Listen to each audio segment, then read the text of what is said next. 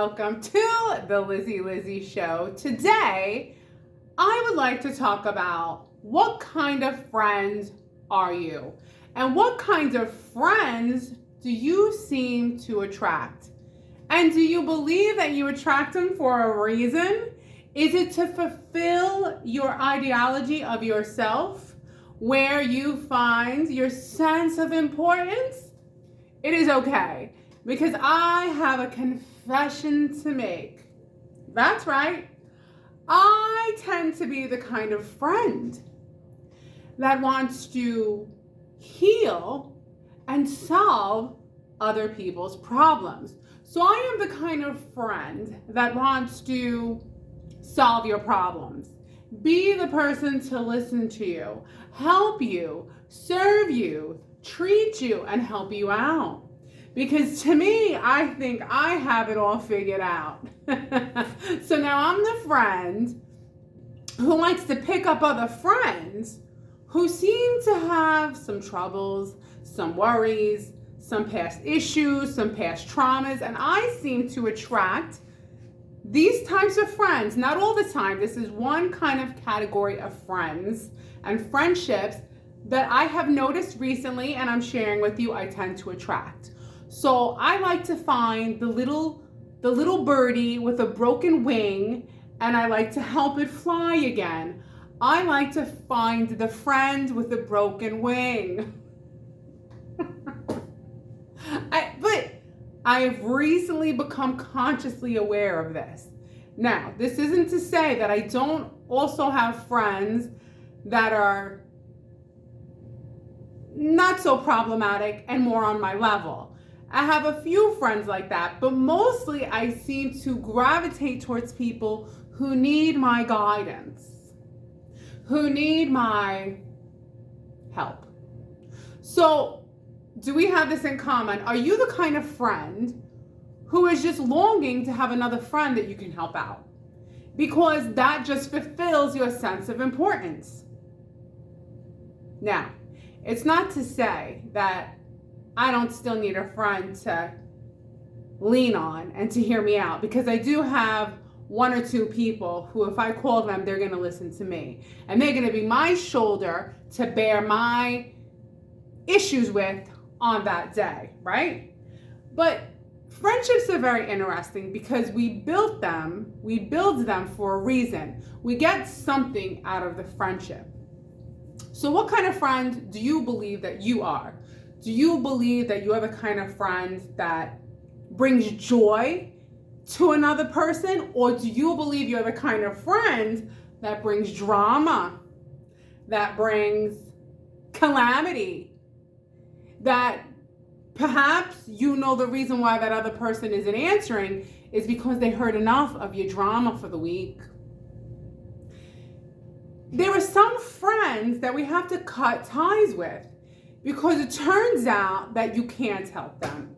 You tried to help them. You thought that you were a good influence. You thought that by being this substantial human being, this model of perfection, that you could be the change that would influence them to be better. They were your friend, your project friend. So messed up. Please don't be mad at me. Come on.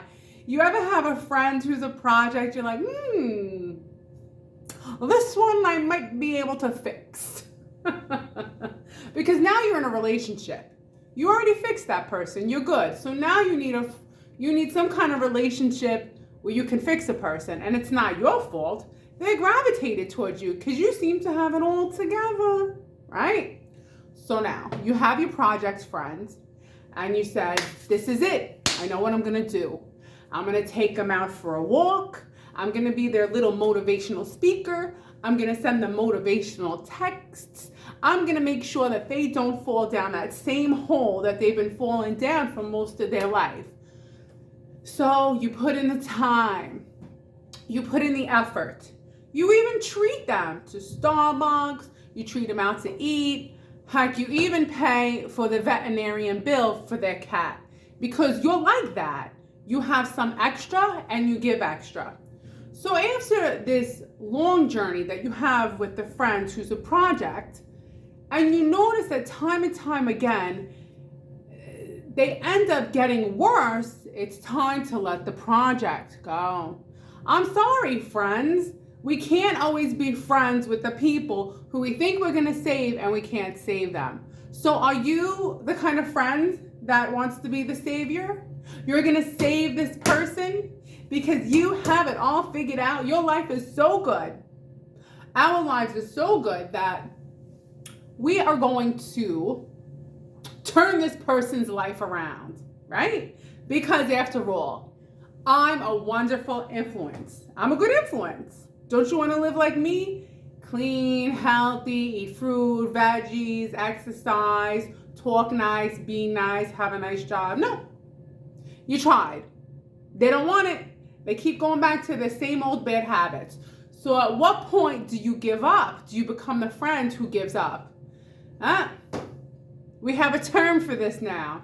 You can either actually break up with a friend, which is kind of awkward. They had actually a Seinfeld episode like this where Jerry had to break up with a guy because he just didn't like him at all. He was just a really angry guy. It's hysterical. And it's funny because George tells him, you got to break up with him. He's like, he's a guy. He's a friend. And he started crying. He's like, you're my only friend. And this guy is just nasty. He's nasty to everyone. He's nasty to people, to the wait staff.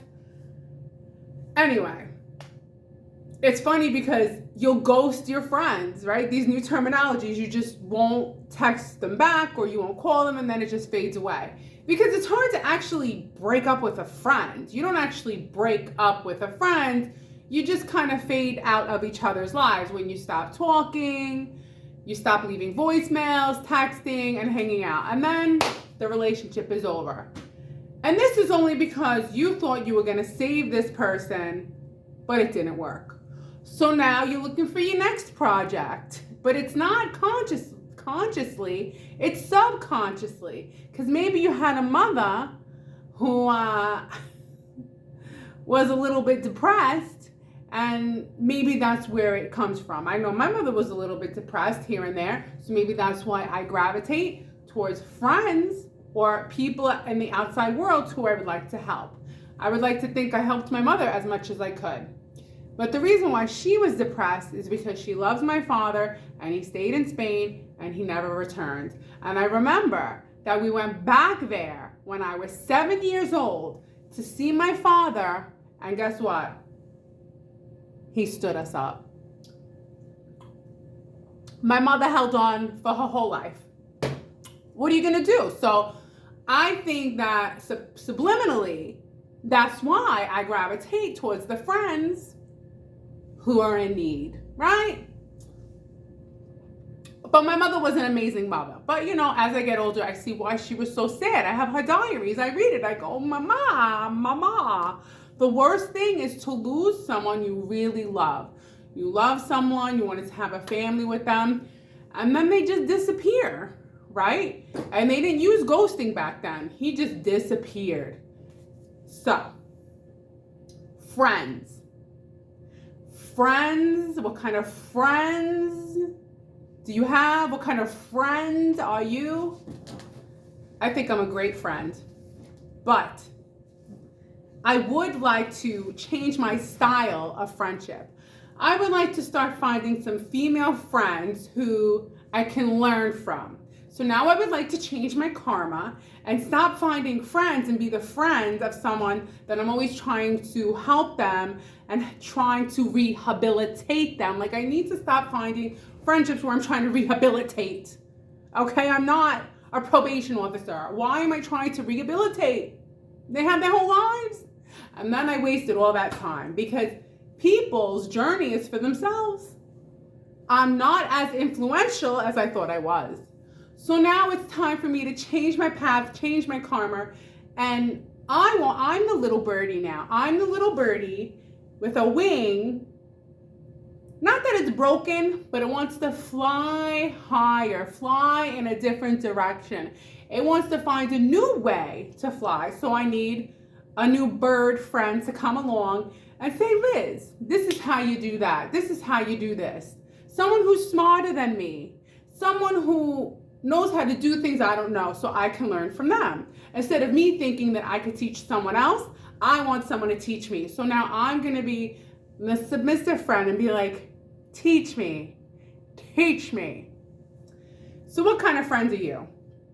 Are you a dependable friend? Are you a reliable friend? Are you the kind of friend that will help your friends move on moving day? Or is that just taking it too far? Are you the kind of friend that if your friend is in the hospital, you're there? Are you the kind of friend that if someone has an emergency and their car breaks down, you're there?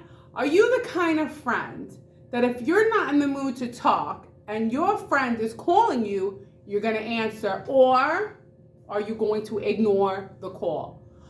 Are you the kind of friend that everybody wants and everybody desires, but you only have so much time for so many people? You can only allocate yourself to maybe 2 or 3 people, but you're on the high roster. Everybody wants to be your friend. You're just naturally, organically giving off that vibe that everyone wants to be around you. Are you the kind of friend that, sadly, I hate to say this, you depress people? You're depressing, you're making them sad, you're bringing them down. You're the depressing, sad friend. Stop it and get yourself, snap out of it, because now you're making the whole group sad. It's a group of sad people because you got that one sad friend who has more sad friends, and it creates a group of sadness. Are you the friend who is a bad influence? And maybe your parents didn't want you to hang out with the bad influence, or maybe you're the bad influence, or maybe someone's hanging out with you, you're the bad influence. Are you the good influence? Are you the person that gets good grades, has a wonderful future ahead because of your good habits? There's all different kinds of friends we could have, but the best friends that we can ever have are dependable, reliable. They're there for you even when they don't feel like being there for you, and they're there to listen to you when all you want is to be listened to. And also, they're there for you when you have no one else who wants to be there, right? And I'm going to leave with this. You truly, truly have a good friend if at the end of your life, that person is there to tell you how much they love you and care. But you'll only find this out at the very end, my friends. So I hope we all have at least one friend who's going to be there in the end. I hope you enjoyed this little video. You all have a great day, and I will see you tomorrow. Adios, muchachos.